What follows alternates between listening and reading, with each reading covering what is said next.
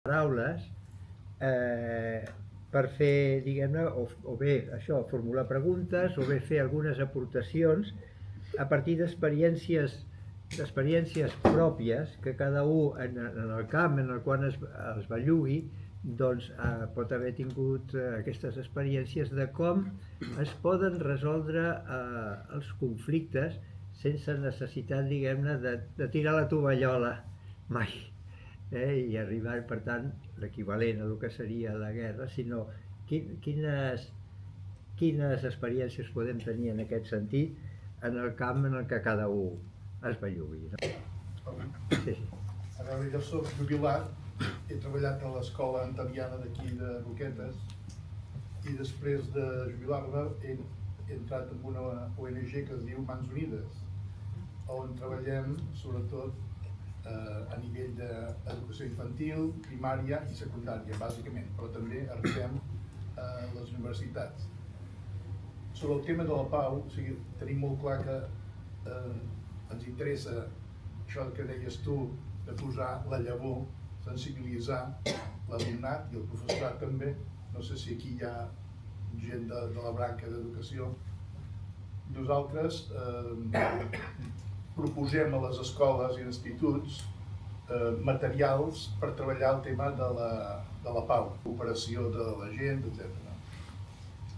Llavors hem portat aquí uns tríptics per si hi ha alguna escola o un institut que estigui interessat en aquests materials que proposem. Són propostes didàctiques que es poden consultar a través d'internet també, baixar-se els materials i treballar-ho amb els alumnes elaborant la pròpia proposta, diríem, no? Molt bé. Sí, un momentet, que la Rosa havia demanat. Jo volia demanar-te, Gemma, a veure, quan tu fas una donació d'aquestes, simbòlica o no simbòlica, a tothom li responen i li posen la multa o hi ha gent que ni se n'enteren? No, a veure, multa no posen mai. Bueno, et fan el recàrrec de no pagar, sí, el recàrrec, sí. Inicialmente van començar el tant per ser legalistes, no aplicaven el tant per cent d'Hisenda, de l'Estat, etc. I hem vist que això de les quantitats, Hisenda el que li interessa és la quantitat, el tema econòmic. Vull dir, poséssim la quantitat que poséssim, Hisenda te reclama. Clar, si tu t'ajuntaves 4 o 5 anys, 4 anys, perquè el 5è està acabant, que no te feien res i te reclamaven 4 anys seguits, això a la gent normal li representa una càrrega important. Penseu que van passar del 4,7% de qualsevol salari, la cosa puja més de 100 euros. Con la qual van dir, van començar per 89 euros, que són un euro per cada país empobrit, però com això ja també és complicat, però era per una idea de com està el món, van dir, bueno, arrodonim a 100, i aleshores és més entendible la quantitat, no? Perquè ni tants per cent, 89, 100. Què passa? Que si juntaven 4 anys, Hisenda te podia reclamar 400 euros, més els interessos de la mora, con la qual havien passat 4 anys, els 100 primers anys ja pujava una mica més, conforme va passant. Aleshores, això podria representar una càrrega important per la gent. I aleshores dèiem, estem a les mateixes, perquè ni és la quantitat, que si la gent vol fer-lo és interessant continuar-lo fent-lo, aunque sigui per un tema simbòlic. I aleshores van dir 1 euro, 5 euros, 10 euros, algo que no representi càrrec. Sí que te puc dir que hem detectat que Hisenda a partir dels 20 euros te'l reclama, a partir dels 20 euros. Però bueno, 20 euros, una reclamació de 20 euros no és res, vull dir, toquem els nassos perquè ens reclamin els 20 euros amb el 5% de 20 euros, que és una misèria, afortunadament, que és el 5%. Aleshores, vull dir, això tothom, la major part de la població, pot arriscar 25 euros, diguéssim, globalment, per això, per tocar les nassos a Hisenda. I aleshores, us torno a dir, generem feina, perquè m'arrisco a aquests 25 euros que em costarà al final, perquè Hisenda m'embargarà el compte per aquests 20, embargarà el compte pels 25, no t'embargarà per els 50 que tinguis, t'embargarà dels 25, això que quedi clar. Ell simplement diu al banc, bloqueja aquesta quantitat, t'envia una carta dient té tants dies per fer-lo i si no li retiraré aquests diners del banc. Si tu intentes anar al banc i treure els 50 perquè no te retiri aquests 25, no. Perquè està tancat, L'estat bloquejat. Està bloquejat. Vale? Vull dir que amb això l'Estat ho té, està bloquejat. Però per 25 euros li toca els nassos a l'Estat i a més genera feina. Vull dir que per això no tingueu més... Clar, si dius, jo puc arriscar 100 euros o 150 o 130 que em pot pujar, doncs és una cosa que ha donat a l'entitat. El que nosaltres diem, per evitar això, fem una cosa. Tu imagina que pots desviar 100 euros, jo et dic, fes uno de 10 euros a Hisenda i els altres 90 els ingressos a l'entitat alternativa, que sí que podràs desgravar, que l'entitat no perderà els 100 euros que te vols jugar, que Hisenda només te podrà reclamar els 10 i a sobre tocar els nassos. M'enteneu? Vull dir que és això. Molt bé, em deies. Un tema que seria interessant parlar seria el com fer arribar el missatge de la no violència, de la pau, a la població en general. Quines maneres hi hauria de fer accions, de fer intervencions i cada un de nosaltres en què podríem participar perquè això s'anés estenent, no? Però com persones grans tampoc penso, parlo per mi, no tenim massa comoditat amb les xarxes o els activismes només familiars o 4 amics, vull dir, no ens movem igual que un jove que té 3.000 seguidors, vull dir, clar, el tema de xarxes o la comunicació d'avui en dia, per la gent gran, què podem trobar que com persones o familiars o algo, o veïns i veïnes, puguem fer nosaltres? Sí, però... Jo no soc d'aquest barri. He vingut perquè sabia que es feia aquest acte i m'ha semblat oportú i necessari, doncs, per què no acostar-m'hi. A part que conec el Martí, tu el dia que vas venir allà davant de Defensa, el Ministeri de Defensa, etc.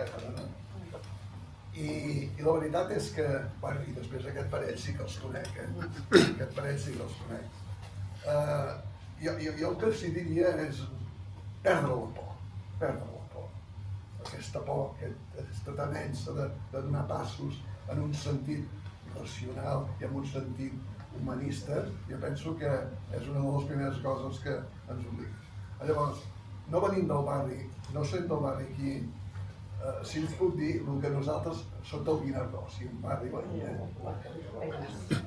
que sí, us puc dir el que hem fet allà i que anem fent, però sense tirar coets tampoc, que és una taula de diàleg per a la convivència. Un espai obert a tothom, que ve qui ve i no ve, doncs qui no ve. Però bé, no ens amoïna pensar que som pocs, sinó ens motiva justament el compartir una idea concreta, que és la convivència, el conviure, el fer realment barri convivir. Bé, amb això doncs anem tirant. Per altra banda, jo penso que ja hi ha accions de gent que fa coses, no? Per exemple, us invitem a venir portant 2 anys davant de la delegació de defensa, plantats allà, 1 hora, no, 3/4 d'hora, però bé, Déu-n'hi-do, no? 3/4 d'hora un dia a la setmana. I portem 2 anys reclamant que ens escolti, que la ministra, la senyora Margarida Robles, doncs tingui a bé d'acceptar una visita, perquè demanem una visita, parlar amb ella, i demanar doncs, que ens escolti, que hi ha gent que doncs, vol ser escoltada perquè té coses a dir en contra de la guerra i sobretot a favor de la pau. Penso que l'Ateneu pot ser un bon punt de referència per a aquelles propostes que es vulguin fer, per a aquella persona que es vulgui oferir a fer alguna cosa, o fer propostes, a l'Ateneu, doncs jo penso que és un bon lloc de trobada, una bona base d'activitat, no? O sigui que enhorabona a aquestes iniciatives de crear aquests xats, com per exemple en el cas d'Aturem les Guerres hi ha un xat que va corrent i que contínuament et vas enterant de lo que fan a Vilanova, del que fan a Manresa, del que fan a Sabadell, etc. No? I de les activitats que porten a terme. No? Sí, jo si vols comentaria un parell de coses. La primera és aquesta. WhatsApp, qui té WhatsApp aquí? Tots. Bueno, però escolta, enteneu, no? Vull dir que una cosa és Instagram i TikTok i no sé què, però WhatsApp quasi tothom el té. Hi ha el grup que diu ell que si busqueu campanya Aturem les Guerres, som 150 persones de tot Catalunya i llavors allà us apunteu i anireu veient el que passa a Girona, el que es fa a Gràcia, el que es fa al Guinardó, si feu coses aquí, pengeu la foto, expliqueu el que feu i tothom està al corrent d'això. Aquesta xerrada l'hem anunciat allà. És a dir, el conjunt d'activitats que es fan arreu en aquesta campanya, doncs tothom pot anar funcionant. Si us ho podeu passar en el grup de WhatsApp, que suposo que teniu, doncs busqueu i passeu l'enllaç i que cadascú s'hi apunti. Número 1. Número 2. Aquest vídeo que hem fet ara, just ahir, doncs un cop estàs en aquest grup, aquest vídeo o qualsevol altre, o quan fem la campanya d'objecció fiscal, doncs o sigui, allà vas tenint, diu, jo el que m'està parlant avui m'interessa, però tinc les meves limitacions, he de cuidar els nets, no sé què, no sé quantos, almenys vull estar enterat.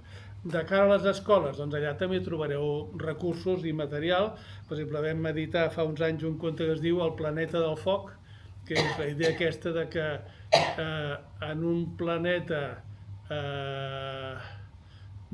van aprendre a prevenir i extingir el foc després de molts intents perquè no se sabia que l'aigua l'apagava i moltes coses així, però en aquest mateix planeta que això del foc més o menys el tenim controlat, el foc de la violència no.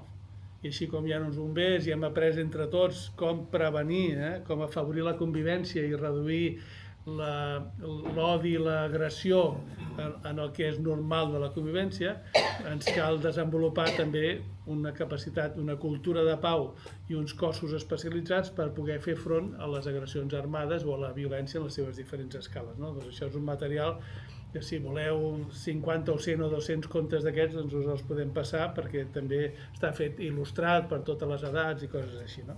Vull dir que i l'altra cosa és en el tema aquest de Fasà de Cisjordània, diu, bueno, mira, el que se'n va ara, el primer que se'n va d'aquí és un company de Madrid que té, com jo, més o menys 70 anys, i se'n va cap allà.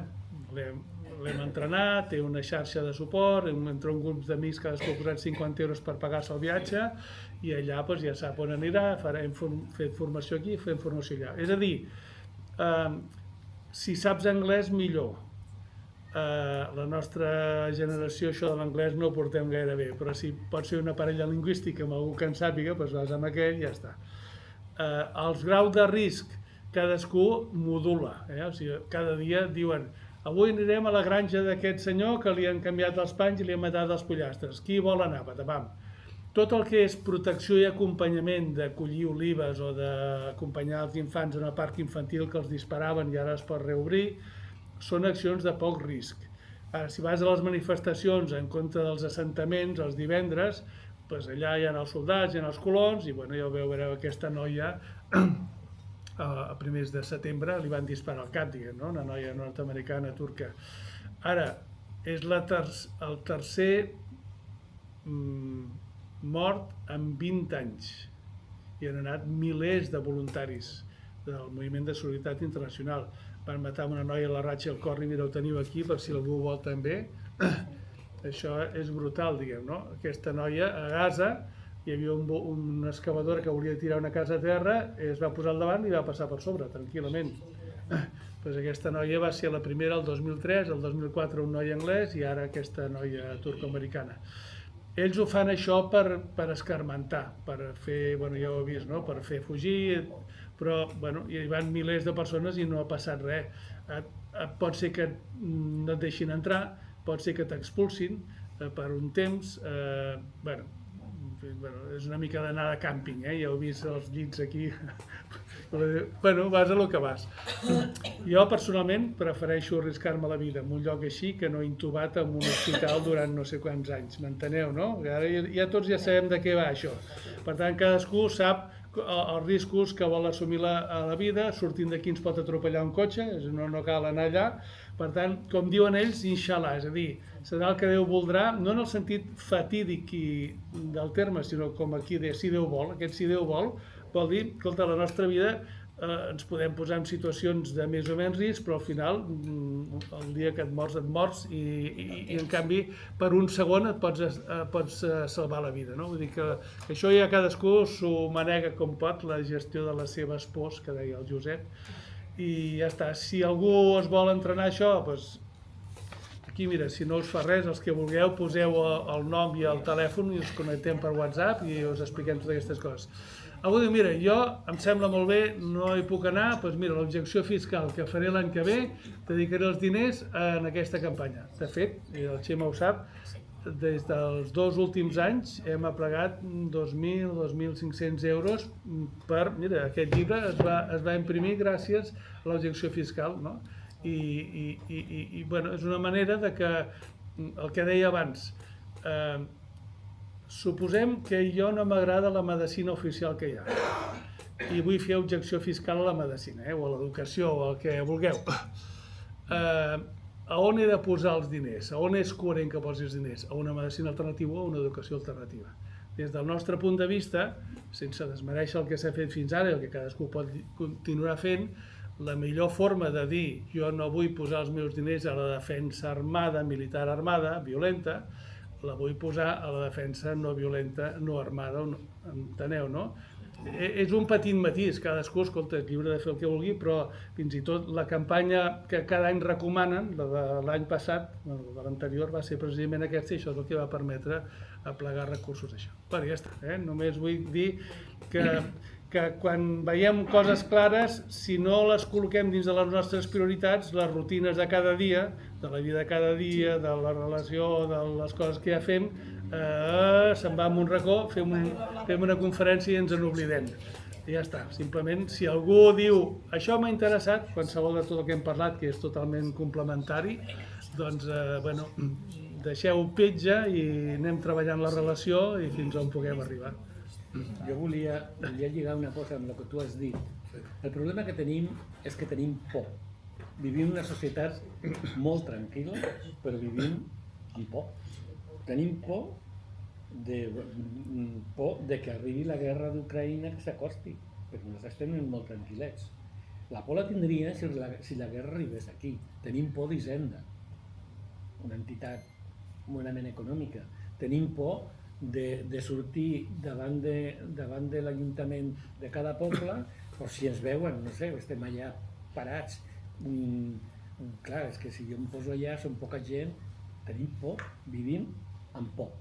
I realment el que hem de fer és empoderar-nos d'aquesta por i mostrar-nos de dir, mira, vaig a fer una miqueta, primer, ser testimoni en el sentit que jo me poso aquí davant per dir que jo em queixo, perquè me queixo contra la guerra, no? O contra totes les guerres. Si són dos que han vençut aquesta por. Si són 20, seran 20, però en el moment que la cosa anés creixent, seria moltíssima més gent la que estarien en contra, no? I això és una mica el que tenim que vèncer, vull dir que si estem d'acord en fer petites accions que no impliquen cap risc, com podria ser d'anar-se a Gaza, que és, diguéssim, té una sensació més de risc. A Cisjordània, A Cisjordània, perdó. A Gaza el risc és bastant superior, malauradament. Vull dir, si tenim por de fer aquestes petites coses, és una que tenim que vèncer. I aleshores, conforme tu vas empoderant-te d'aquesta por, automàticament ja te sents més viu, no? I a part d'això eres testimoni, vull dir que jo invito a que feu aquestes petites, no sé, que mireu de fer aquestes petites accions perquè és important, no? El Barri Sinfo és un servei de formació autogestionari, diguéssim, no depèn de ningú, i que va per les xarxes i va per internet i tot això, però que és molt fàcil de passar, per exemple, si algú que tingui gràcia, fer una crònica de com ha anat la xerrada, la propaganda de la xerrada s'ha passat també per Nova Recinfo. No sé, també no són només convocatòries, sinó que es poden fer petits textos i aleshores, per exemple, això, un resum. Jo anava a dir, primer de tot, l'he trobat superinteressant la conversa i penso que converses com aquesta haurien d'anar a les escoles perquè llavors els nens, els estudiants tinguin una consciència del que està passant, perquè és el que m'ha passat ara, no? Si veig les notícies, però el que he sentit avui m'ha obert molt la consciència. Igual que em passa a mi, pot passar a altra gent. I si hi ha un diàleg amb els estudiants i amb els nens i tot això, que penso que és superimportant, perquè els nens és el futur. Jo treballo en una escola, a vegades no és ensenyar-li als nens, sinó més a les famílies. Nosaltres hem fet moltes propostes d'aquest tipus de xerrades i moltes vegades són les famílies que volen omitir el que està succeint al món per protegir els seus infants.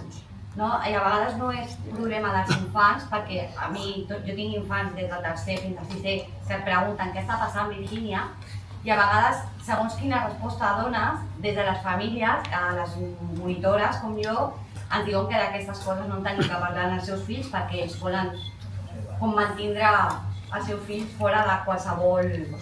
Aleshores jo crec que està molt bé com persona que treballa en una escola, ho crec necessari, com moltíssimes més xerrades que trobaria necessàries en una escola, però moltes vegades són les famílies mateixes que impedeixen que donem aquest tipus de converses als infants perquè tenen com poder la por que tu comentaves, de por que els seus fills sàpiguen el que realment passa al món.